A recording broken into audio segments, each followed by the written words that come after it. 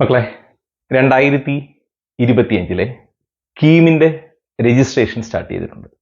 അപ്പോൾ ആ കീമിന്റെ രജിസ്ട്രേഷനുമായിട്ട് ബന്ധപ്പെട്ട് ഓൾമോസ്റ്റ് എല്ലാ കാര്യങ്ങളും ഞാൻ ഈ വീഡിയോയിൽ വളരെ പെട്ടെന്നൊന്ന് പറഞ്ഞു തീർക്കും. അപ്പോൾ ഒന്ന് ഓർമ്മിപ്പിക്കുന്നു എന്തൊക്കെയാണ് ഈ വീഡിയോയിൽ പറയുന്നത്. അപ്പോൾ കീം 2025 രജിസ്ട്രേഷൻ സ്റ്റാർട്ട് ചെയ്തു എന്ന് പറയുമ്പോൾ ഒരുപാട് കുട്ടികളുടെ സംശയമാണ്, ഞാനതിൽ അപ്ലൈ ചെയ്യേണ്ടതുണ്ടോ, ഏതൊക്കെ കോഴ്സുകൾക്കാണ്. അപ്പോൾ അതുകൊണ്ട് തന്നെ ഞാൻ ഇൻട്രൊഡക്ഷനിൽ ഓർമ്മിപ്പിക്കുന്നു ഇവിടെ എന്തൊക്കെയാണ് പറയുക. അപ്പൊ രജിസ്ട്രേഷൻ സ്റ്റാർട്ടഡ്. ആരൊക്കെയാണ് അപേക്ഷിക്കേണ്ടത്, ഇതിൽ ആരൊക്കെ അപേക്ഷിക്കണമെന്ന് പറയും, ഏതൊക്കെ കോഴ്സുകളാണെന്ന് പറയും, എപ്പോഴാണ് അപേക്ഷിക്കേണ്ടതെന്ന് പറയും, ഏതൊക്കെ ഡോക്യുമെന്റുകളാണ്, ഇങ്ങനെയുള്ള എക്സെട്ര എന്ന് പറഞ്ഞാൽ ഇങ്ങനെയുള്ള കുറേ കാര്യങ്ങളാണ് ഈ വീഡിയോയിൽ പറയുന്നത്. അതുകൊണ്ട് ഇതിന്റെ ഓരോ സെഷനായിട്ട് ഞാൻ ബോർഡിൽ ഓരോ കാര്യങ്ങളായിട്ട് പറഞ്ഞ് എക്സ്പ്ലെയിൻ ചെയ്തിട്ടാണ് പോവുക. അപ്പോൾ മേജർ കീമിന്റെ ഒരു ധാരണയില്ലാത്ത കുട്ടിക്ക് എന്താണ് കീം എന്ന് മനസ്സിലാവാനാണ് ഈ വീഡിയോ. അപ്പോൾ ഓൾമോസ്റ്റ് രജിസ്ട്രേഷൻ വരെയുള്ള കാര്യങ്ങൾ ഇതിൽ ഞാൻ ഓർമ്മിപ്പിക്കും. അതിൽ ഏതൊക്കെ കോഴ്സുകളാണെന്ന് നോക്കുക. 4 മേജർ കാറ്റഗറി ആയിട്ട് തിരിക്കാം. Engineering course, architecture course, medical course, അതായത് മെഡിക്കലും അലൈഡും, ദെൻ ഫാർമസി. ഇങ്ങനെ 4 കോഴ്സുകളായിട്ട് തിരിക്കാം. നിങ്ങൾക്കിത് 4നും അപ്ലൈ ചെയ്യാം, ഒരെണ്ണം മാത്രമായിട്ടും അപ്ലൈ ചെയ്യാം. അത് നിങ്ങളുടെ ഇഷ്ടമാണ്. നിങ്ങൾക്ക് 4ഉം അപ്ലൈ ചെയ്യാം, ഒരെണ്ണം മാത്രമായിട്ട് അപ്ലൈ ചെയ്യാം, 2 എണ്ണം മാത്രമായിട്ട് അപ്ലൈ ചെയ്യാം, ഒക്കെ ചെയ്യാം. അതിൽ നിങ്ങൾ എഞ്ചിനീയറിംഗ് കോഴ്സസ് ചൂസ് ചെയ്യുന്നുണ്ടെങ്കിൽ, അതായത് ബിടെക് പ്രോഗ്രാമുകൾക്ക് കേരളത്തിൽ പഠിക്കാൻ ആഗ്രഹിക്കുന്നുവെങ്കിൽ നിങ്ങൾ എന്ത് ചെയ്യണം, കീമിന്റെ പേപ്പർ 1ഉം പേപ്പർ 2ഉം എഴുതണം. പേപ്പറിന്റെ ഡീറ്റെയിൽ ഞാൻ പിന്നീട് പറയാം. അപ്പോൾ കീമിന്റെ എക്സാം എഴുതണം. ഇവിടെ നിങ്ങൾക്കൊരു എക്സാം ഉണ്ടാവും. എന്നാൽ ആർക്കിടെക്ചർ കോഴ്സ് ആണെങ്കിൽ നിങ്ങൾ കീമിന്റെ എക്സാം എഴുതണ്ട, രജിസ്റ്റർ ചെയ്താൽ മതി. അപ്പോഴും രജിസ്റ്റർ ചെയ്യണം. കേരളത്തിൽ ആർക്കിടെക്ചർ പഠിക്കണമെങ്കിൽ രജിസ്റ്റർ ചെയ്യണം, എക്സാം എഴുതണ്ട. നാറ്റ എക്സാം ആണുള്ളത്, നാറ്റ എക്സാം എഴുതണം. അതിന്റെ ഡീറ്റെയിൽ ഞാൻ ഗ്രൂപ്പിൽ നോട്ടിഫിക്കേഷൻ ഇട്ടിട്ടുണ്ട്. ദെൻ നിങ്ങളൊരു മെഡിക്കൽ കോഴ്സാണ് ആഗ്രഹിക്കുന്നത്, അതായത് MBBS ആയിക്കോട്ടെ, BDS ആയിക്കോട്ടെ, അഗ്രികൾച്ചർ, വെറ്റിനറി, ആയുർവേദം, Unani, Siddha, homeo, forestry, fisheries, corporation banking, climate change and control, biotechnology, ഇങ്ങനെയുള്ള മെഡിക്കൽ അല്ലെങ്കിൽ മെഡിക്കൽ അലൈഡ് കോഴ്സാണ് ആഗ്രഹിക്കുന്നതെങ്കിലും നിങ്ങൾ രജിസ്റ്റർ ചെയ്യണം. എക്സാം എഴുതണ്ട, രജിസ്റ്റർ ചെയ്യണം. ഏത് എക്സാം എഴുതണം? നീറ്റ് എക്സാം എഴുതണം. റൈറ്റ്. ഇനിയുള്ളത് ഫാർമസിയാണ്.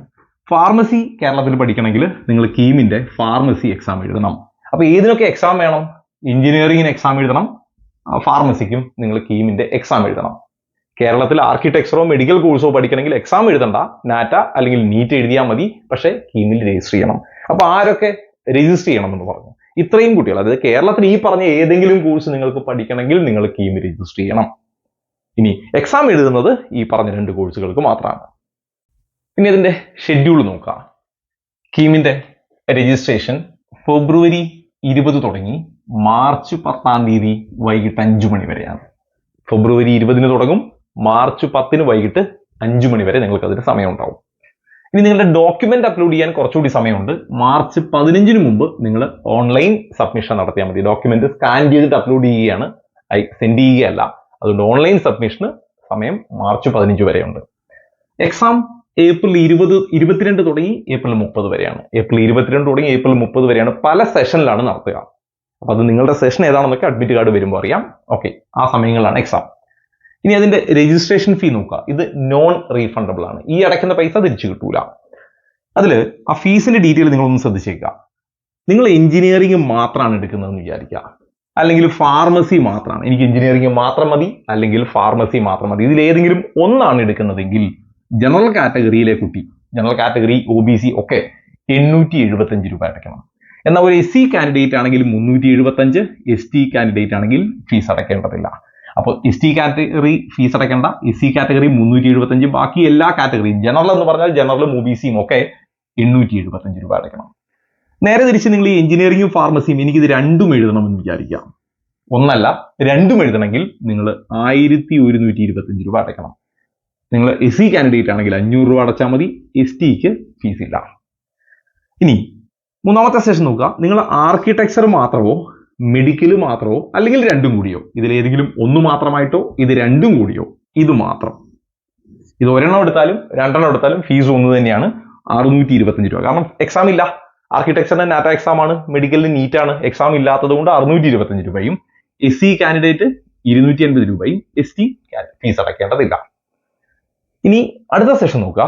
നിങ്ങൾക്ക് എഞ്ചിനീയറിംഗ് അല്ലെങ്കിൽ ഫാർമസി ഇതിൽ ഏതെങ്കിലും ഒന്ന് മതി, 2ഉം കൂടെ പറ്റൂല, ഏതെങ്കിലും ഒന്ന്, പ്ലസ് ആർക്കിടെക്ചറും മെഡിക്കലും ഇതിലേതെങ്കിലും ഒന്ന് ഇതിൽ ഒന്നോ അല്ലെങ്കിൽ രണ്ടോ, ഇത് രണ്ടെടുത്താലും ഒന്നെടുത്താലും ഒരേ ഫീസാണ്. ഒരെണ്ണം മാത്രം എടുത്താലും രണ്ടെണ്ണം ഒന്നിച്ചെടുത്താലും ഒരേ ഫീസാണ്. പക്ഷെ ഇതിൽ അങ്ങനെയല്ല, ഏതെങ്കിലും ഒന്നെടുത്താൽ ഫീസ് കുറയും, രണ്ടും കൂടി എടുത്താൽ ഫീസ് കൂടും. അപ്പൊ ഇതിൽ ഏതെങ്കിലും ഒന്നും ഇതുമാണ് എടുക്കുന്നതെങ്കിൽ 1125 രൂപ.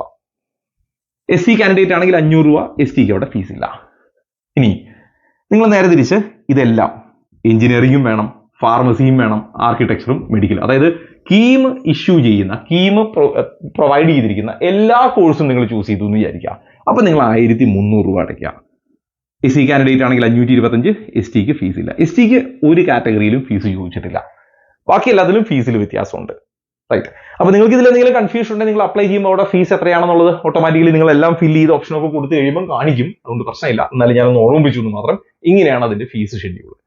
ഇനി നിങ്ങൾ ദുബായ് അല്ലെങ്കിൽ ബഹ്റൈൻ എക്സാം സെന്റർ ചൂസ് ചെയ്താൽ അഡീഷണലി ഒരു 15,000 രൂപ വഴി അടയ്ക്കേണ്ടി വരും. ഒരു 15,000 അഡീഷണലി പേ ചെയ്യേണ്ടി വരും. ഓക്കെ, ഇത്രയാണ് രജിസ്ട്രേഷനുമായിട്ട് ബന്ധപ്പെട്ട ഡേറ്റ് ഷെഡ്യൂളും അതേപോലെ അതിന്റെ ഫീസ്, രജിസ്ട്രേഷന് വേണ്ട ഫീസിനെ കുറിച്ചും ഞാൻ പറഞ്ഞു. ഇനി എക്സാമിന്റെയും അതേപോലെ റാങ്ക് ലിസ്റ്റ് തയ്യാറാക്കുന്ന രീതിയും കൂടി ഓർമ്മിപ്പിക്കാം. എക്സാം കമ്പ്യൂട്ടർ ബേസ്ഡ് ടെസ്റ്റ് ആണ്. അത് ഒറ്റ സെഷൻ അല്ല, നീറ്റ് പോലെ ഒറ്റ സെഷനിലല്ല, ഡിഫറെന്റ് സെഷനാണ്. പല ദിവസങ്ങളായിട്ട് പല ടൈപ്പ് ക്വസ്റ്റ്യൻ പേപ്പറിലാണ്, എന്നിട്ട് അവസാനം നോർമലൈസ് ചെയ്യുകയാണ്. അപ്പൊ CBT ആണ്, ഡിഫറെന്റ് സെഷനാണ്. ഒരു ക്വസ്റ്റിന് 5 ഓപ്ഷൻ ഉണ്ടാവും. നീറ്റിന് 4 ഓപ്ഷൻ ആണെങ്കിൽ ഇവിടെ 5 ഓപ്ഷൻ ഉണ്ടാവും. അതിൽ ഏറ്റവും കറക്റ്റ് ആണ് എഴുതേണ്ടത്. ഓരോ കറക്റ്റ് ഉത്തരത്തിനും നിങ്ങൾക്ക് 4 മാർക്ക് കിട്ടും. ആൻസർ തെറ്റിയ -1 ആണ്. അറ്റൻഡ് ചെയ്തിട്ടില്ലെങ്കിൽ പ്രശ്നങ്ങളൊന്നുമില്ല, നെഗറ്റീവും ഇല്ല, പ്ലസും ഇല്ല. ശരി ഉത്തരത്തിന് 4 മാർക്ക്, തെറ്റിയാൽ -1. ഇനി ഇതാണ് എക്സാമിന്റെ ഒരു പാറ്റേൺ. ഇനി എഞ്ചിനീയറിംഗിന്റെ എക്സാം നോക്കുക. എഞ്ചിനീയറിംഗിന് നിങ്ങൾ മാത്സിന് 75 ക്വസ്റ്റ്യൻ ഉണ്ടാവും, ഫിസിക്സിന് 45 ക്വസ്റ്റ്യൻ, കെമിസ്ട്രിക്ക് 30 ക്വസ്റ്റ്യൻ. അങ്ങനെ നിങ്ങൾ 150 ക്വസ്റ്റ്യൻ 180 മിനിറ്റ് കൊണ്ട് കംപ്ലീറ്റ് ചെയ്യണം. ഇനി ഫാർമസി എക്സാം കെമിസ്ട്രിക്ക് 45, എഞ്ചിനീയറിംഗിന് ഫിസിക്സ് ആയിരുന്നു 45, കെമിസ്ട്രി 30 ആയിരുന്നെങ്കിൽ ഇവിടെ നേരെ തിരിയും. ഫാർമസിക്ക് കെമിസ്ട്രി 45, ഫിസിക്സ് 30, 75 ക്വസ്റ്റ്യൻ ആണ്, 90 മിനിറ്റ് കൊണ്ട് കംപ്ലീറ്റ് ചെയ്യണം. അപ്പൊ ഈ 2 എക്സാം ആണ് കീം നടത്തുക. രണ്ടിന്റെയും എക്സാം ഷെഡ്യൂൾ അല്ലെങ്കിൽ എക്സാമിന്റെ പാറ്റേൺ പറഞ്ഞു. ഇനി റാങ്ക് ലിസ്റ്റ് എങ്ങനെ തയ്യാറാക്കും? റാങ്ക് ലിസ്റ്റ് തയ്യാറാക്കുക. എഞ്ചിനീയറിംഗിന്റെ റാങ്ക് ലിസ്റ്റ് തയ്യാറാക്കുമ്പോൾ 50-50, അതായത് 2 കാര്യങ്ങൾ കൺസിഡർ ചെയ്യും. കീമിന്റെ മാർക്കും പരിഗണിക്കും, +2 ഫിസിക്സ്, കെമിസ്ട്രി, മാത്സും നോക്കും. ഇതിന് രണ്ടിനും ഈക്വൽ വെയിറ്റേജ് കൊടുത്തിട്ടാണ് എഞ്ചിനീയറിംഗിന്റെ റാങ്ക് ലിസ്റ്റ് തയ്യാറാക്കുക. എന്നാൽ ആർക്കിടെക്ചർ തയ്യാറാക്കുമ്പോൾ നാറ്റായുടെ സ്കോറും +2 മാർക്കുമാണ് പരിഗണിക്കുക. മെഡിക്കലിന് നീറ്റ് മാത്രം. പക്ഷെ അതിലൊരു വ്യത്യാസമുണ്ട്. ആയുർവേദത്തിന് BAMSന് ഈ നീറ്റ് റാങ്കിന്റെ ഒപ്പം 8 മാർക്ക് കൂടി, നീറ്റ് മാർക്കിനൂടെ 8 മാർക്ക് കൂടി കൂട്ടും സംസ്കൃതം പഠിച്ച കുട്ടികൾക്ക്.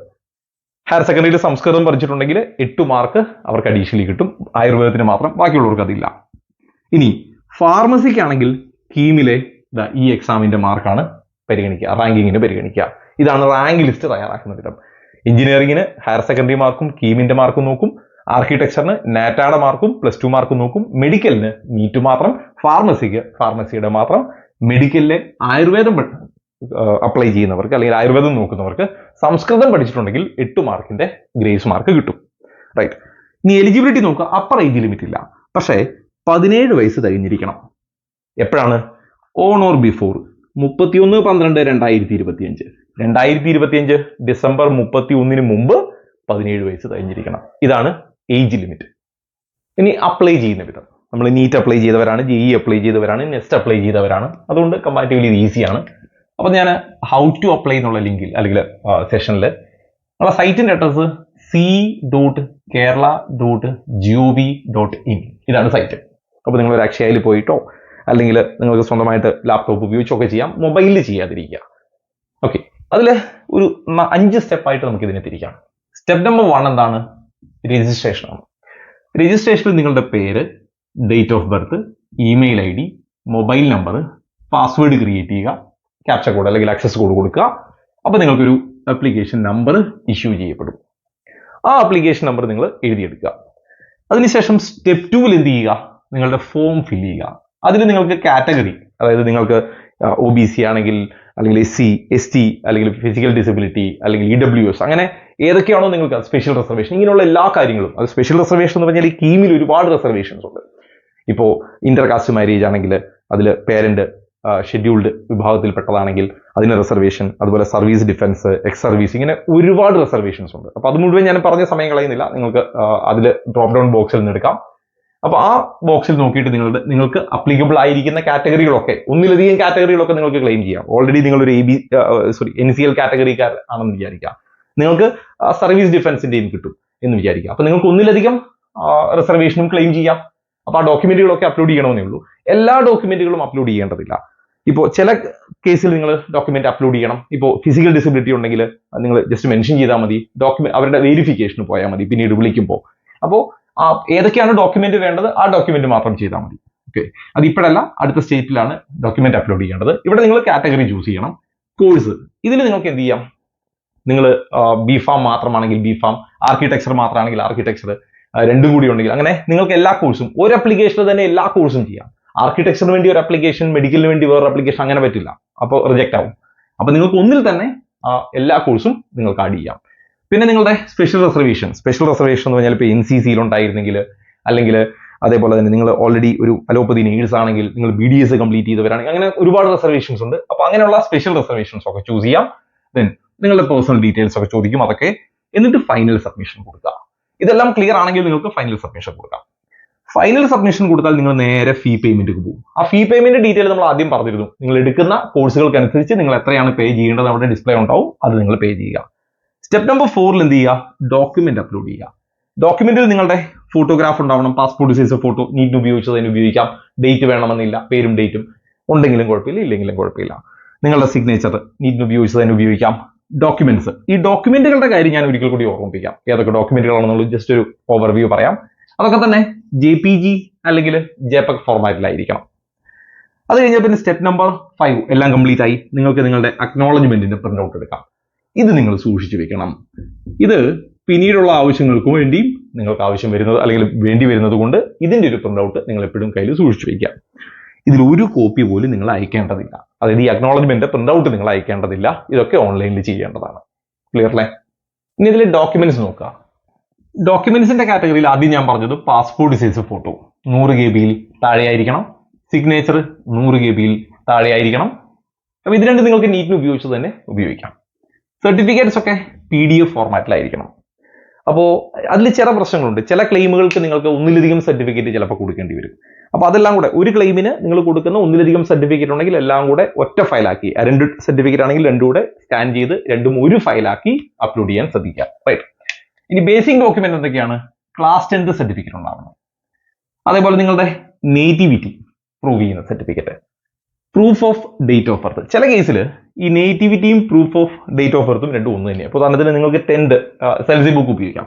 SLC ബുക്കിൽ നിങ്ങളുടെ നേറ്റിവിറ്റിയും മെൻഷൻ ചെയ്തിട്ടുണ്ട്, പ്രൂഫ് ഓഫ് ഡേറ്റ് ഓഫ് ബർത്തും ഉണ്ടെങ്കിൽ ഈ രണ്ട് സ്ഥലത്തും നിങ്ങൾക്ക് ഒരേ ഡോക്യുമെന്റ് കൊടുക്കാം. ഇനി ചില കുട്ടികൾ പ്ലേസ് ഓഫ് ബർത്ത് കേരളമായിരിക്കില്ല.